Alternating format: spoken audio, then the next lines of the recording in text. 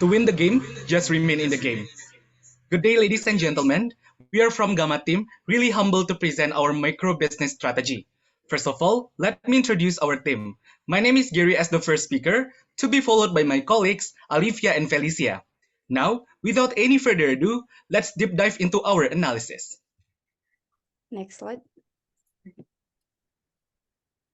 In this preliminary analysis, we consider the internal factors and external factors to evaluate opportunity and threat. From the business environment, we can conclude that we should optimize the cost allocation for R&D and maintenance since they have high effect. From market situation, we're currently on the saturated market where there is high market competitiveness, so that we should be careful while deciding the price range, although there are high price elasticity in the market. From the internal factors, this is our basic benchmark for the internal position in terms of previous potential demand, raw material inventory, current production, and financial status. Based on this analysis, we could start implementing a penetration pricing strategy that could best fit the situations. Next slide.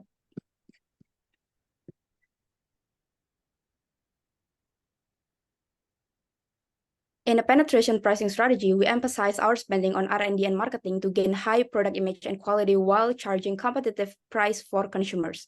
As the result, we command the largest market share of 10% within the industry, even though this strategy has an impact on a negative net profit in the first round. However, high investment on this first round is within our strategy that could positively impacting the other rounds. In a penetration pricing strategy, we emphasize our spending on R&D and marketing to gain high product image and quality. And our focus on this external view is offering high quality products at affordable prices by conceptualizing the penetration pricing strategy. And there are three rationales we are consider. First, the penetration pricing is the best fit for entry strategy to penetrate the market with new product. Second, it brings us to the competitive advantage through superior product with lower price. And last, it shapes the company as a disruptor to attract more consumers. Next slide, please. Besides, there are three key aspects we need to prioritize on the internal view as our expense strategy, which are the product image and quality, abundant raw material, and issuing dividend. We are focusing our expense for marketing to stimulate the potential demand and for R&D to meet the market expectation for the product. At the same time, by buying abundant raw material at the first round, the competitor will view our negative equity, but they don't know what is the biggest expense allocation. Then in the upcoming round, we are not going to buy any raw materials and only focus on increasing price and maintaining our quality. Last, by issuing the dividend based on the proper market model, we maintain our leadership in the market, signified our win-win. Next slide, please. For the implementation, we make a gradual increase in price as the price is usually reflecting the product quality. The increase is supported by extensive allocation of R&D and marketing in the early stage, which will bring retention of customer as the price of the product align with the product quality.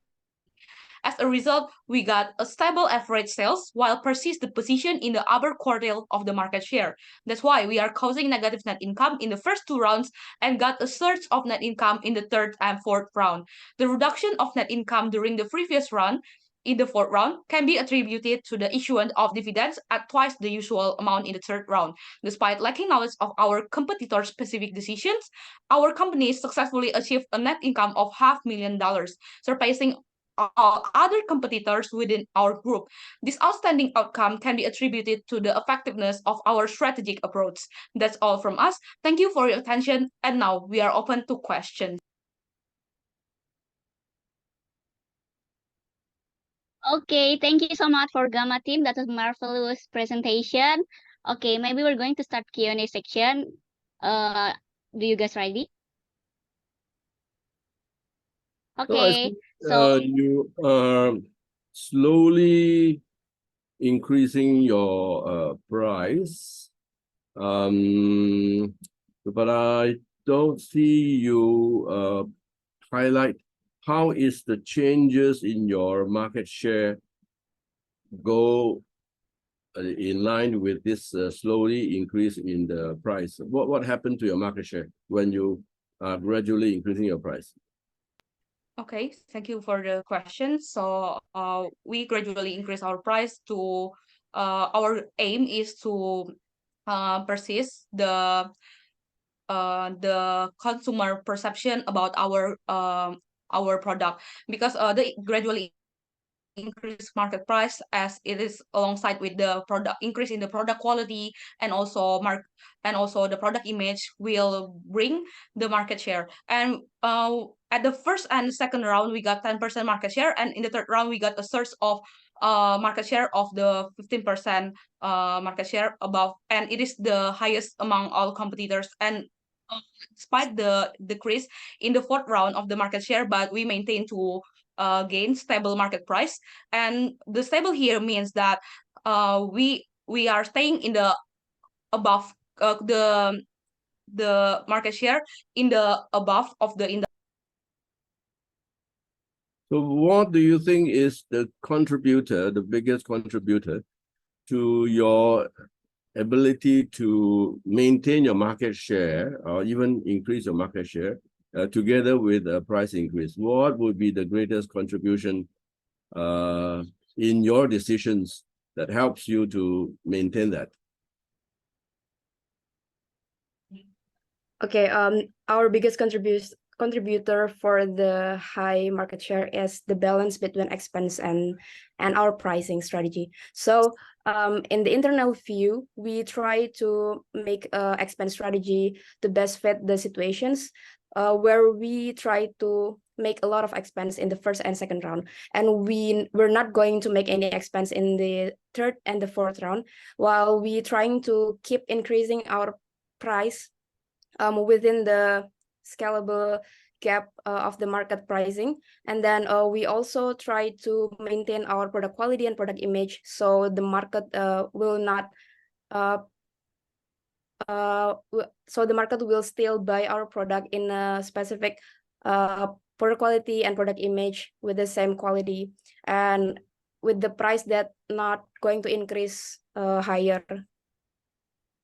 Yeah. Did you reduce your investment in marketing and R&D actually in the last two rounds, or you are just not increasing? All right, so maybe I'll answer the question. So for the R&D expense and also the marketing expense, we are staying to focus on these two parts of expenses, since we know that it is important for us in the business environment factors. It has the most extremely high effect for our business. However, for the marketing effect, it is moderate, but we are staying to stimulate the potential demand. So we are increasing the marketing expense in each round. However, for R&D itself, we are gradually decreasing the number of R&D investment in our decision making to be able to maintain our profit margin for this whole context in the business ecosystem. Okay, thank you. Okay, thank you so much, Mr. Ching, for your question, and thank you for the answer, Team Gama. We're going to move on into the next judges. Maybe Ms. Nurdani, you can ask your question. Thank you. Yeah, thank you, Aiko. Thank you for Gama team. So regarding the market share, do you only maintain the only one market share, or how do you manage your market share? Like, is it only one? If it's only one, why do you maintain only one? And then regarding the regarding like the biggest contributor, so you mentioned that because you decrease the you increase the price, slowly increase the price, but decreasing or maintaining the cost. How do you compete with the other sellers or with the other teams, with the other sellers in getting your income or sales? Thank you. All right. So at the very first round, we are optimizing expense at the raw materials, and also following by the R&D and also the marketing expenses. So we will gain we will get more abundant raw material at the first stage. And also for the marketing itself, we are optimizing at the first round and the second round. We have the stable product image. So by optimizing the marketing expense at the first and the second round, we could maintain our market share for the next third and also the fourth round. And for the third and also for the fourth round, we are not issuing the expense for our raw materials, since we buy the raw materials in the first round with a lot of money. We are only increasing the marketing expense and also the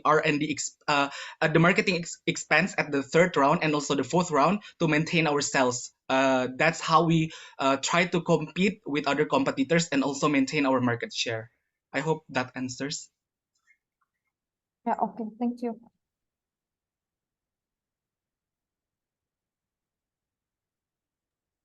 Okay, is there any follow-up question, Miss Dani, or do you think it's enough? It's enough for me. Thank you. Okay, maybe we're going to Miss Wardato. Maybe you have a question, Miss? I think that is enough for me. Okay, for Mr. Michael, do you have any question? Okay. Hello team Gama. As what I can see from your results, you have a big loss in the sales in round one and even round two. But to the extent of the sales is getting better after round three. So because as I can see from your strategy, it seems to me that your strategy is a bit conservative. If you take a look on your business status in round one, the potential demand is over over 1 million. This is about 11 million. But actually, your production volume is about like 600,000. What is the rationale behind? Because you spend a lot of the R&D and other expense. But why don't you optimize your production volume in order to optimize your sales in round one or two?